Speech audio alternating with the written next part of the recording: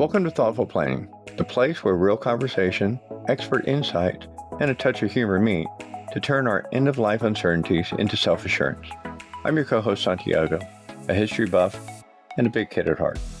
And I'm Honey, your guide through the intricate dance of planning with care and a whole lot of warmth. Every week, we're here to turn those intimidating "are we ready" moments into confident everything is under control moments. Today's journey is one you won't want to miss.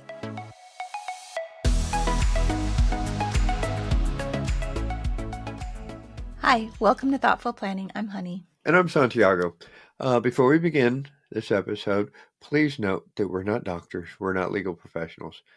The information we're going to share with you in this episode is for educational purposes only and should not be considered legal or medical advice. Always consult with qualified professionals for your decisions related to your own health and your end-of-life planning.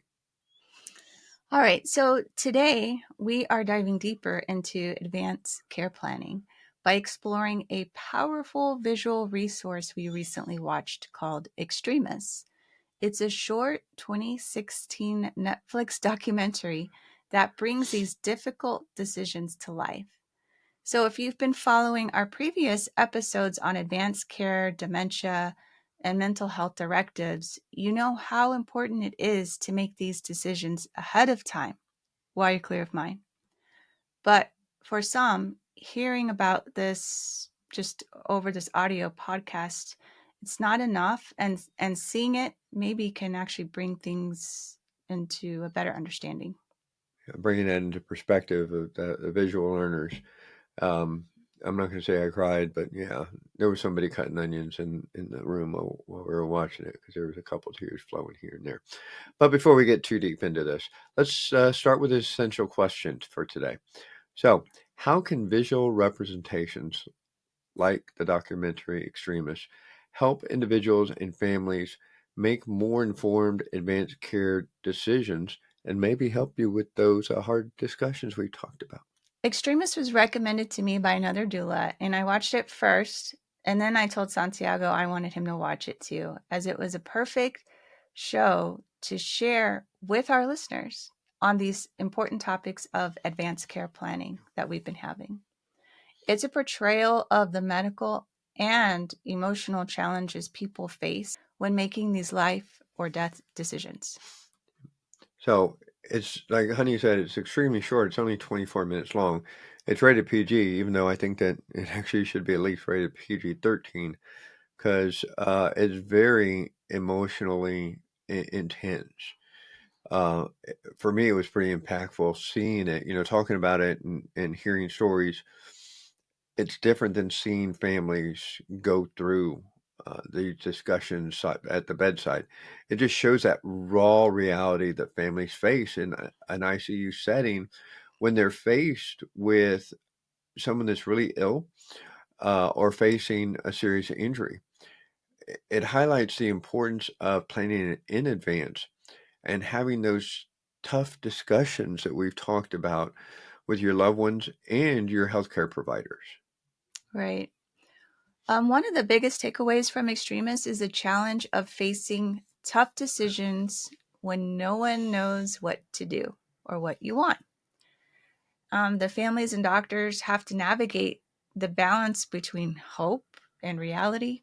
And without these clear directives, it can be a very painful process. And when they're talking there, um, they're kind of making some assumptions instead of having those real facts like we would have on paper. So it really emphasizes the importance. And the healthcare providers talked about having those advanced care directives to guide the medical teams and loved ones. It should not be left up to guesswork at the last minute. Right. And that's actually what all these families faced at the last minute. I mean, they didn't know what anyone wanted. And, guessing, it just puts a lot of guilt. It could put a lot of guilt on someone. Yeah. So another key theme is the emotional toll on the families, this like guilt that we just talked about. So you see the weight of these decisions on the loved ones when the patient can no longer communicate their wishes. And that is why it is so crucial to document and communicate your choices. It helps relieve that burden when the time comes. Now, there were actually two parts that were very impactful to me. One was when the family was torn on if they should remove the breathing tube or not. Hmm. And one of the family members actually said, well, if it was me, I'd want to be taken off. And if I breathe on my own, it's God's will. And if I don't breathe, then that's God's will. That was just one of the family situations.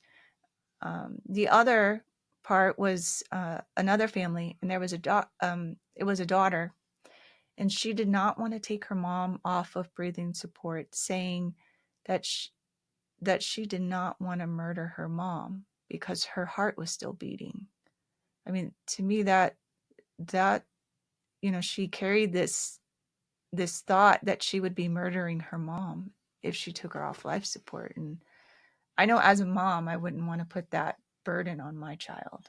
So, um, my choice is, after one day, if I'm not breathing, and, actually I saw a video on Instagram about this. Actually, our daughter shared it with me. And it was funny. So it was about a lady who was saying something like, on day two, if I haven't asked for a Manhattan or some chocolate, then take, unplug me. So, Yeah, well, when we looked at, I've lived through this. We've lived through this with my father not having any of these directives, but um, the discussions we had were much different than the discussions on the documentary because we all looked to my mom and said, "Mom, what did he want?" And she was very clear with us. This is what he wanted. Um, she had lived with my father for 40 some odd years before he passed, but just having that clear discussion, a clear understanding, and if there's a family member that would have objected, that the discussions we would have had in that room with my father would have been much different um, than the ones that we did have. mhm. So, seeing the daughter talk to the doctors about feeling like she was murdering her mom, you're right. I would not want to put our kids through that. Right, I wouldn't want to put you through that, thinking that I'm killing the guy that I've lived with for a little bit, you know. right, But anyway, um, the film also highlights the role of the medical teams because this is hard on them too. right. The doctors, the nurses, um, having those directives provides them guidance, and they need direction from either the patient or the family. And that's why having those healthcare power of attorney, having the directives is so essential.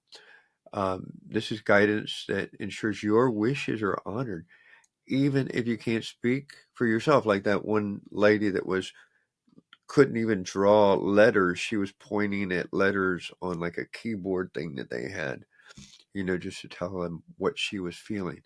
And Hmm. I wonder if at that point where she's clearly incapacitated, could Hmm. someone say that she couldn't make the decisions for herself at that point? That's just my wonder. I'm just throwing that out there because I wouldn't want how I'm acting to impact what's going on the papers. But anyway, I'll be quiet now. All right. So finally, one of the most difficult decisions shown in the film is choosing quality of life versus quantity of time. So should aggressive treatment continue, or is it time to focus on comfort care? And this is one of the hardest decisions. And in the film, it gives a clear depiction of what those moments might look like. And I know for me, I would just want comfort care, quantity of time. Um, and actually, in the film, I recall they did keep one person. I don't remember which family it was, but they decided to keep their loved one on life support, and then 6 months later, they died on life support. So, um, that was. it's hard because then there's I hate to talk about money, but I mean it's part of this. All of that costs money, and that's it's sad. You know, what do you do? So that's why it's important to have these conversations now.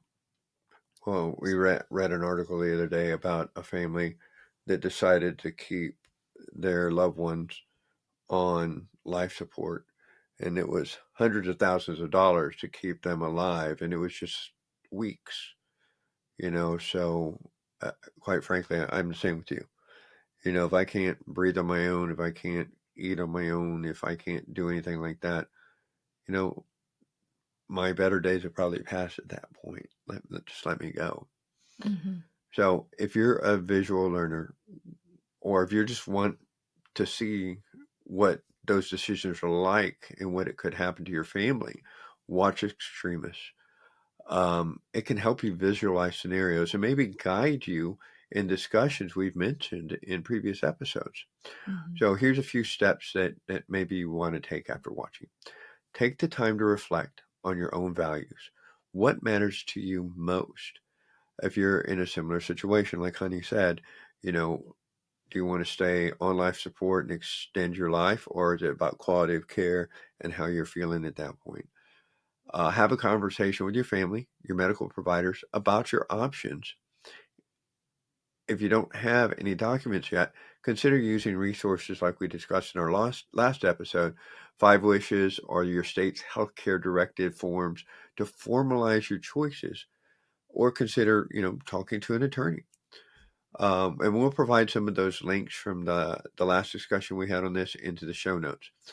And then once you've kind of have what you want, give those documents to your healthcare providers, provide them copies, or register them with your hospital. Like our hospital of choice is Brooke Army Medical Center here in San Antonio. We've registered our documents with them already.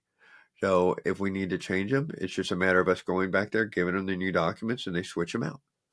Right. And then just to add to that, when I went to have them put on file with BAMC, they told me that it's in their legal folder. And they told me just to know that if the doctors ask us, that they have it in the legal folder. So maybe ask when your hospital uploads it, if it's the same at your hospital. Yeah, when I had that last procedure, remember he saw the documents. The doctor saw the documents in the folder, so that was good. Yeah.